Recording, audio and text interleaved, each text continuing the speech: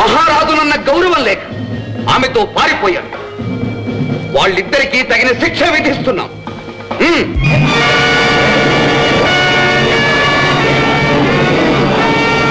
ఇవి సాధారణ సర్పాలు కావు. కాటు వేస్తే కఠిన శిలలైనా సరే భస్మం కావలసి. ఈ భయంకర నాగుల విషమే ఆ పాత్రల్లోని పాయసంలో కలపబడి ఉన్నది. ఇప్పుడు ఆ నేరస్తులిద్దరూ ఆ విషం తాగి ఒకేసారి మరణించాలి. అదే శిక్ష.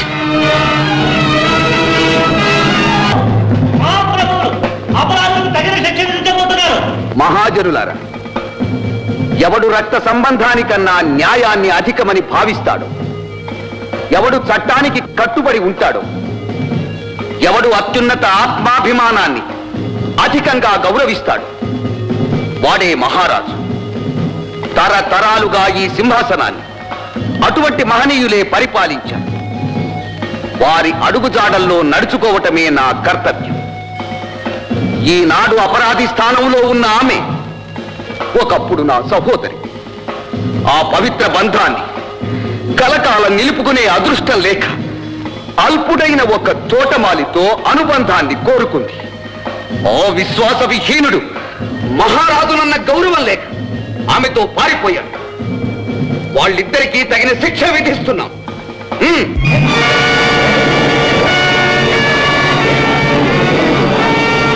ఇవి సాధారణ సర్పాలు కావు. కాటు వేస్తే కఠిన శిలలైనా సరే భస్మం కావలసి.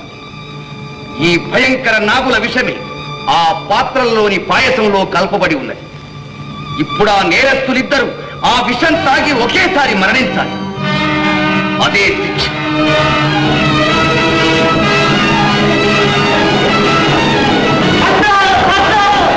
మహాజనులారా, మానవ శక్తి కన్నా విధి గొప్పదంటూ ఆ నీచులను వెనకేసుకొచ్చిన మరొక రాజద్రోహి ఈ మిడతంబుడు.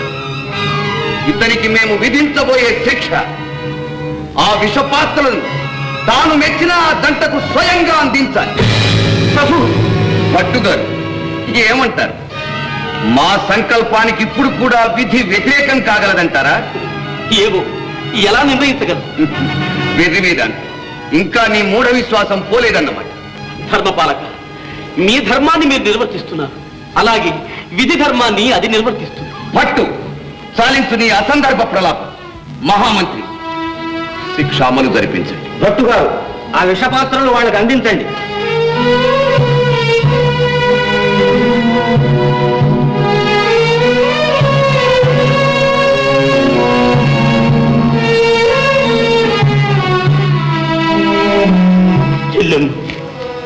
పెళ్లి పీటల మీద నీరు ఈ చేతులతో ఆశీర్వదిద్దామనుకున్నా, కానీ ఇలా జరుగుతుందని అనుకోలేదమ్మా, అనుకోలేదు. అమ్మా, ఈ అన్నయ్యను మాత్రం శపించకండి.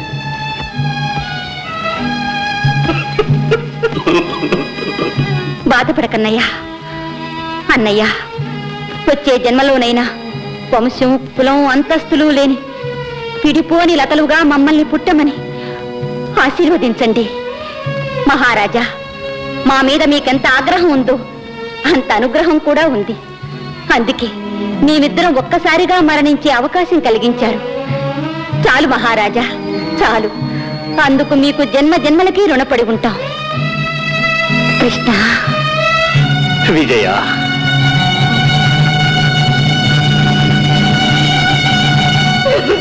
జయించాను, విధిని జయించాను, నా వంశానికి పట్టిన కళంకాన్ని తొలగించాను. భట్టుగారు, ఇప్పుడు చెప్పండి, ఎవరు గెలిచారు? చెప్పండి.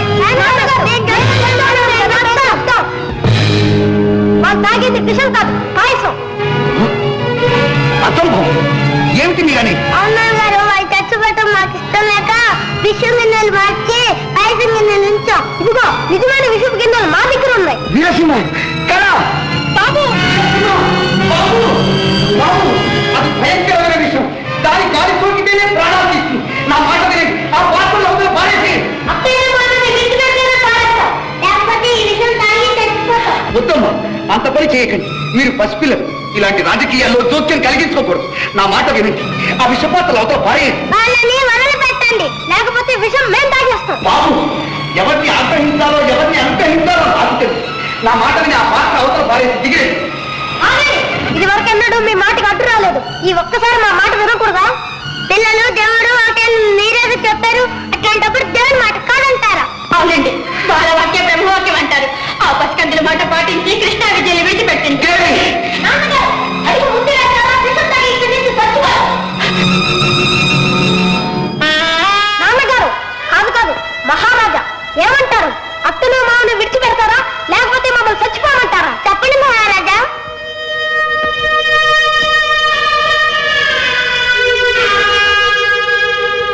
ప్రభు, వాళ్ళు తెలిసి తెలియని పిల్లలు అన్నంత పని చేస్తారు. నా రెండు కళ్ళు నాకు దూరం చేసి నా జీవితాన్ని అంధకార బంధనం చేయకండి. కన్న బిడ్డల చావుకు కారణమైనారన్న అపఖ్యాతి మీరు పొందకండి ప్రభు. దేవి, మహారాజా ఒక్కసారి ఆలోచించండి. మహామంత్రి, తన వారికి ఒక ధర్మం, పరవారికి ఒక ధర్మం. రాజద్రోహుల్ని అంతఃపుర ద్రోహుల్ని శిక్షించడం నేరమా? నా బిడ్డలు నాకు దక్కరన్న స్వార్థంతో ధర్మచ్యుతుని కమ్మంటారా? మహారాజా, అంతఃపుర ద్రోహుని శిక్షించామన్న ధర్మాన్ని పాటించడం కోసం ప్రేమికులు తప్పిన పాపాన్ని అంటగట్టుకుంటారు. పసిబిడ్డల మరణానికి హేతు అవుతారా? శిక్షాస్మృతి మానవకృతం. కాలానుగుణంగా అది కర్కశమనిపించినప్పుడు మార్చడంలో తప్పు లేదు. అది చట్టాన్ని సంస్కరించడమే కాదు, ధిక్కరించడం కాదు ప్రభు. అదే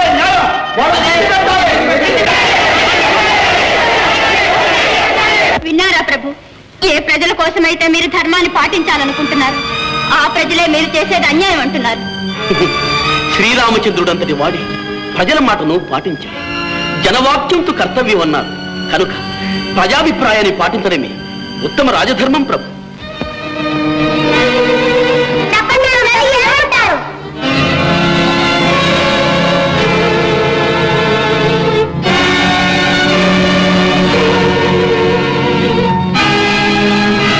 సరే, మేము చచ్చిపోయి ఆ లోకంలో ఉంటాం. మీరు ఈ లోకంలో చిరకాలం మీకు రాజ్యాన్ని పాలించండి.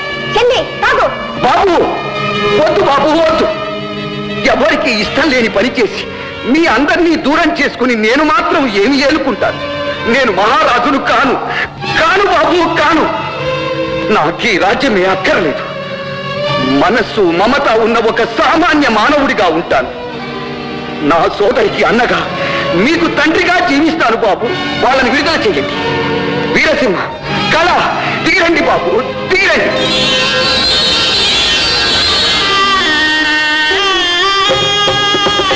బాబు,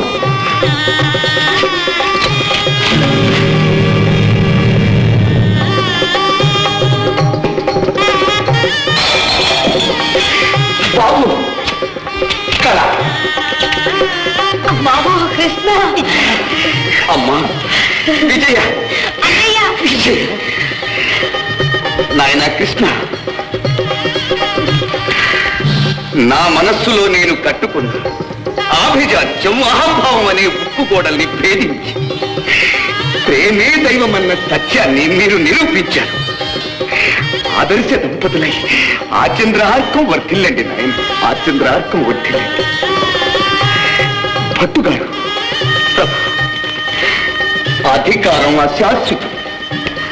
దాని చరిత్రలో గెలుపు కన్నా ఓటములే అధికం. విధిని మించిన శక్తి మానవునికి లేదు. అధికారం ఓడింది, విధి గెలిచింది. నన్ను మన్నించండి భట్టుగారు. అయ్యో, ఎంత మాట ప్రభు.